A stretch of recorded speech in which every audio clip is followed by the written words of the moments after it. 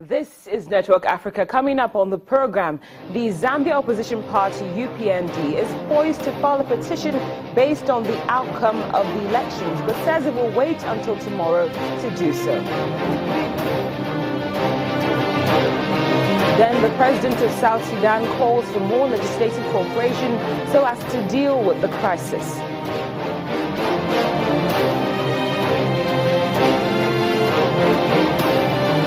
And later, Saudi Arabia is ready to give Egypt a $2 billion deposit.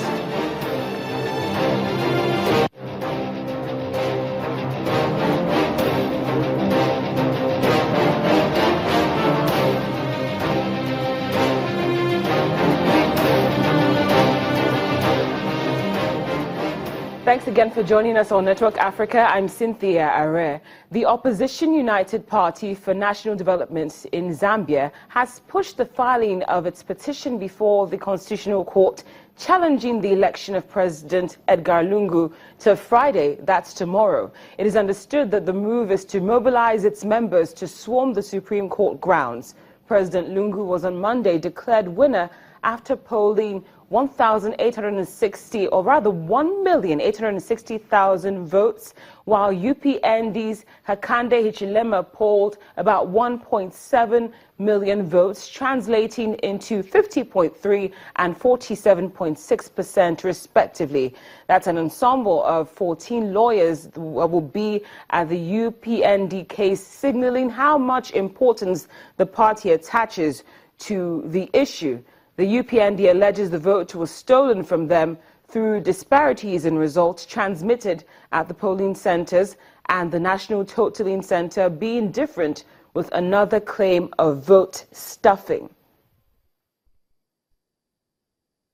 Or joining us from New York is political expert and analyst George Ajjam. He's been monitoring the Zambia elections closely.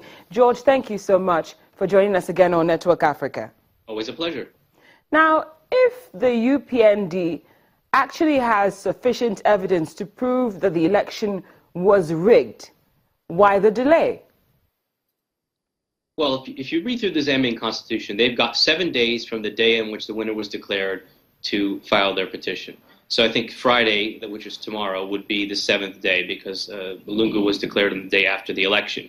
So it's a matter of 6 days or 7 days. It's not really much of a delay. And as I mentioned when we spoke about this on Tuesday, it's very, very important that they do they have that show of force on the steps of the court, that they give the justices pause. That's really the only card they've got to play, with only 2 weeks to make their case, and an irreversible decision that will come from the courts.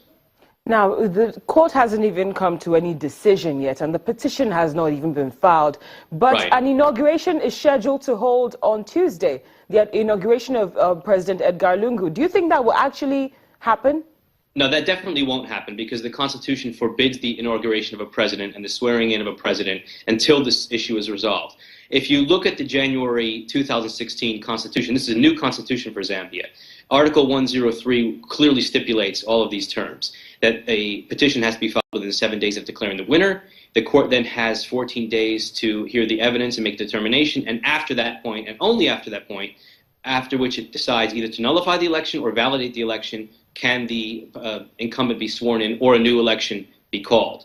Now, the interesting bit there is that I suppose that the UPND supporters are kind of having some buyer's remorse, having not pushed harder for some different changes to that constitution, because 2 weeks is not a heck of a lot of time to make a case to nullify an election. And we know from Nigeria, even for a state-level election, for a gubernatorial election, the new Nigerian constitution provides 6 months of a tribunal in the state, and then 2 months at a federal appeals court, and then another 2 months at the Supreme Court. So that's a 10-month process to hear the evidence. In Zambia, we're talking about only 2 weeks to make the case. The court will make its decision, and then that is irreversible. There's no additional appeal. 2 weeks is not a heck of a lot of time to provide enough evidence and demonstrate it sufficiently in court to overturn an election. Well, George, some analysts are even judging the move of the ruling party actually going ahead to schedule the inauguration as a gesture to probably cover up some lapses if they exist. Do you think that was the case? I think I don't suppose that there's too much fretting inside the Lungu camp at this point in time. Okay. I think they're probably pretty confident in their position. I think they know that they have the court and the Constitution, at least the constitutional process, on their side. Again, only 2 weeks to make this case. And again, having been through this many times in African elections and having advised opposition parties in this case, what typically happens is that the coffers are dry by the end of the campaign. You know, the UPND, it needs a lot of money to keep. They're going to send tens of thousands of people to the court and keep them there for 2 weeks. They've got to feed them. They've got to clothe them. They've got to have all infrastructure and apparatus. That's going to cost millions of dollars. And typically at the end of a lengthy and expensive campaign, the coffers tend to be dry and that rainy day fund is not there. Whereas the Lungu camp has the resources of the state at their disposal. They're probably in a much more comfortable position at this point. Well, George, time and time again, we've seen lots of laws enacted, lots of laws put in constitution, and then they're broken eventually. A typical example is the Arusha law that was what Burundi was working with before some people will say it was breached by the current president, that's President Nkurunziza. So according to what the constitution of Zambia says, at least I'm hoping this is what you also have. It also, like you said, you know, they have 14 days within which to dispose of the matter, during which time the Speaker of the National Assembly takes over as president in a caretaker role. Knowing that that's the law, do you necessarily think this is how it will eventually play out? Because that might be written, but it does not necessarily mean that that's the way or the mode that it will follow through. Well, I think your earlier question touched upon that. If the government is so afraid and they don't somehow stop that from happening, that means that they're very afraid of the evidence that's about to be presented. If they say, hey, listen, everyone, stay cool, we'll wait 2 weeks for the inauguration, we're going to respect the law and respect the process and respect the Constitution, that's a signal that they're pretty confident in their position, and they will, you know, dismiss with this case, and then the opposition will continue to cry foul, but the country will move on, and Lungu will start the work of his term. Well, we'll just have to see how that plays out tomorrow, but for now, Indeed. George, Ajjam, thank you so much for joining us. We appreciate your time as always. Sure. Now, to a country which is more renowned for taking a step forward and 2 steps back, as opposed to being the world's newest country. According to opposition officials, South Sudan's former vice president and opposition leader Riek Machar has left the country for a neighboring state several weeks after he withdrew from the capital, Juba, during fierce fighting with government troops. On his part, the president of South Sudan, that's Salva Kiir, is calling on legislators to work together in a spirit of tolerance and cooperation so as to move the country forward. Speaking at the inauguration of the Transitional National Legislative Assembly, South Sudan's president, Salva Kiir, called on legislators to work together in the spirit of tolerance and cooperation. You will not achieve what the people of South Sudan expect of you if you do not work together and support its new leadership. Therefore, I call upon you all, honorable members, to tolerate each other and cooperate amongst yourselves so that you do what is expected of you in the coming months. Kiir stressed that the government has not announced its objection to a resolution adopted by the UN Security Council for the deployment of a 4,000-strong protection force in Juba.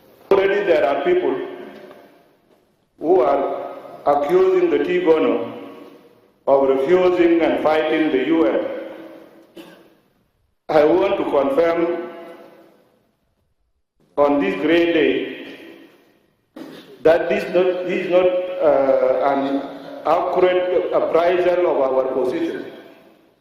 The South Sudanese president also said an investigation will be launched into the circumstances that led to the outbreak of violence in Juba last month.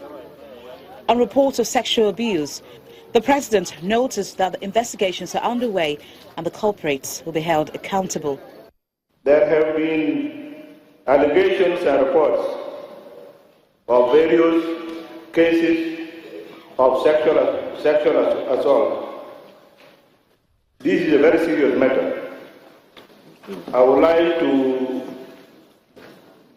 unequivocally stress that we still show zero tolerance we will show zero tolerance towards such incidents. We have already begun an initial investigation, and we are reviewing medical reports and intend to prosecute those who will be found involved in this crime. President Kerr also said he understood the concerns regarding the safety and well-being of NGO staff, aid and medical agencies and displaced South Sudanese in camps, adding that he had instructed all ministers in the security sector and the Interior Ministry to create a safe environment throughout the country.